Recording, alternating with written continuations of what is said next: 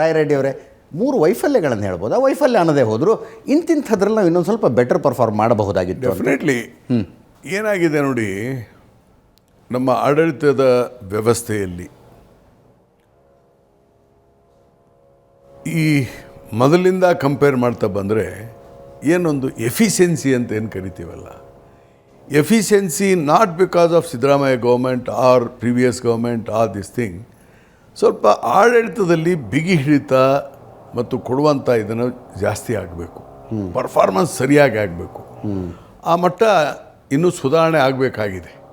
ಕೆಟ್ಟೋಗಿದೆ ಒಂದು ಹಂತದಲ್ಲಿ. ಯಾವಾಗಿಂದ ಕೆಟ್ಟು ಅಂದರೆ ಈ 2004 ಏನು ಈ ಸಮ್ಮಿಶ್ರ ಸರ್ಕಾರಗಳು ಬಂದು ನೋಡ್ರಿ, ಅವಾಗ ಈ ಶಾಸಕರನ್ನ ಖರೀದಿ ಮಾಡೋಕ್ಕೆ ಹೋದರು, ಶಾಸಕರನ್ನ ಅಡ್ಜಸ್ಟ್ ಮಾಡ್ಲಿಕ್ಕೆ ಹೋದರು, ಆಫೀಸರ್ಸ್ಗಳನ್ನು ಅವ್ರು ಹೇಳಿದ್ದನ್ನು ಹಾಕೋದು, ಈ ಟ್ರಾನ್ಸ್ಫರ್ ದಂಧೆ ಇದೆಯಲ್ಲ, it is a big industry in Karnataka. ಹೌದು ಹೌದು. ವಿಚ್ ಎವರ್ ಗೌರ್ಮೆಂಟ್, ಇದು ನನ್ನ ಸರ್ಕಾರ ಹಿಂದಿನ ಸರ್ಕಾರ ಅಂತ ಹೇಳೋದಿಲ್ಲ, ಇಟ್ ಈಸ್ ಅನ್ ಇಂಡಸ್ಟ್ರಿ.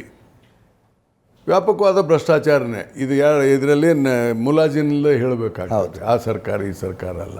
ಪ್ರಮಾಣ ಒಂದರಲ್ಲಿ ಜಾಸ್ತಿ ಇರ್ಬೋದು, ಪ್ರಮಾಣ ಕಡಿಮೆ ಇರ್ಬೋದು. ಇದು ಯಾವಾಗಿಂದ ಪ್ರಾರಂಭ ಆಯಿತು, ಆಡಳಿತ ಇದು ಕಡಿಮೆ ಆಗ್ತಾನೆ ಬಂದುಬಿಟ್ಟಿದೆ. ಆಮೇಲೆ ಜಾತಿ ಆಧಾರಿತವಾಗಿ ಪೋಸ್ಟಿಂಗ್ ಕೊಡೋದು ಇವೆಲ್ಲ ನಡೆದುಬಿಡ್ತು. ಯಾಕಂದರೆ MLAಗಳನ್ನು ಹ್ಯಾಪಿ ಇಡಬೇಕು, ಮಿನಿಟ್ರನ್ನ ಹ್ಯಾಪಿ ಇಡಬೇಕು ಅಂಥೇಳಿ. ಹೀಗಾಗಿ ನಾವೇನು ಹಿಂದೆ ಒಂದು ಎಫಿಷಿಯೆಂಟಾಗಿ ಗವರ್ನೆನ್ಸನ್ನು ಮಾಡ್ತಾಯಿದ್ವಿ, ಇದು ಕಾಲಾಂತರದಿಂದ ಕಡಿಮೆ ಆಗ್ತಾ ಬಂದಿದೆ. 2013ರಿಂದ 18 ಸಿದ್ದರಾಮಯ್ಯನವರ ಗವರ್ನೆನ್ಸನ್ನು ಇದಕ್ಕೆ ಕಂಪೇರ್ ಮಾಡಿದರೆ ಎಸ್, ಆದರೆ ನಾನು ಕಾಲಾಂತರದಿಂದ ಕಡಿಮೆ ಆಗ್ತಾ ಬಂದಿದೆ ಅಂದರೆ that means what it meaning. Compare to previous ಕಡಿಮೆ ಆಗ್ತಾ ಬಂದಿದೆ. ಅದರ ಅರ್ಥ ಸಿದ್ದರಾಮಯ್ಯ ವಿಫಲರಾಗಿದ್ದಾರಂತ ಅಲ್ಲ, because of the collapse of the system. ಅದನ್ನು ತರಲಿಕ್ಕೆ ಏನು ಮಾಡಿದ್ದೇವೆ, ಅದು ಭಾಳ ಮುಖ್ಯ. ನೋಡಿ, ಈಗ 5 ಪ್ರಮುಖವಾದಂಥ ಇಲಾಖೆಗಳು, ನಾನು ಆನೆಸ್ಟಾಗಿ ಹೇಳ್ತೀನಿ, ಸಿದ್ದರಾಮಯ್ಯನವರು ಪ್ರಾಮಾಣಿಕವಾಗಿ ಒಪ್ಕೊಳ್ತಾರೆ ಅದನ್ನು. ಏನು ಮಾಡೋದಪ್ಪ, ಈ ವರ್ಗಾವಣೆಯಲ್ಲಿ ಆಗ್ತಿರುವಂಥ ಭ್ರಷ್ಟಾಚಾರ, ಆಡಳಿತದ ಇದನ್ನು ಸರಿ ಮಾಡಲೇಬೇಕು ಅನ್ನೋದು ಸಿದ್ದರಾಮಯ್ಯನಿಗೊಂದು ಹಠ ಇದೆ. ನಾವು ಒಪ್ಪಲೇಬೇಕು ಸಿದ್ದರಾಮಯ್ಯನ.